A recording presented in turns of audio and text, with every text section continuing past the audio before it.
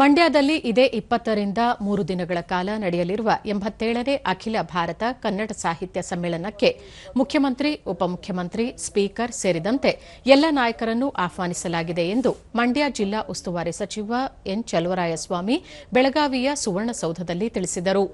ಸುದ್ದಿಗಾರರೊಂದಿಗೆ ಅವರು ನಾಡು ನುಡಿಗೆ ಸಂಬಂಧಿಸಿದ ಸಮ್ಮೇಳನವನ್ನು ಯಶಸ್ವಿಗೊಳಿಸಲು ಎಲ್ಲರೂ ಕೈಜೋಡಿಸಬೇಕು ಎಂದು ಮನವಿ ಮಾಡಿದರು.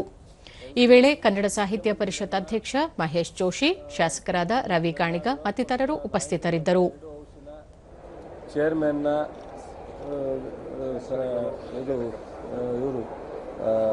ಅಧ್ಯಕ್ಷ, ಸ್ಪೀಕರು, ಮುಖ್ಯ ಸಚೇತಕರು, ಶಾಸಕರು, ಮಂತ್ರಿಗಳು, ಎಲ್ಲರನ್ನೂ ಹಿರಿಯ ಅಧಿಕಾರಿಗಳು ತಮ್ಮನ್ನು ವಿಶೇಷವಾಗಿ ಆಹ್ವಾನ ಕೊಡಲಿಕ್ಕೆ ನಮ್ಮ ಸಾಹಿತ್ಯ ಪರಿಷತ್ ಅಧ್ಯಕ್ಷರು, ಜಿಲ್ಲಾಧಿಕಾರಿಗಳು ಬಂದಿದ್ದಾರೆ. ನಾವು ಅವ್ರ ಜೊತೆ ಸೇರಿ ಎಲ್ರಿಗೂ ಆಹ್ವಾನ ಪತ್ರಿಕೆಯನ್ನು ಕೊಡ್ತಾ ಇದ್ದೀವಿ.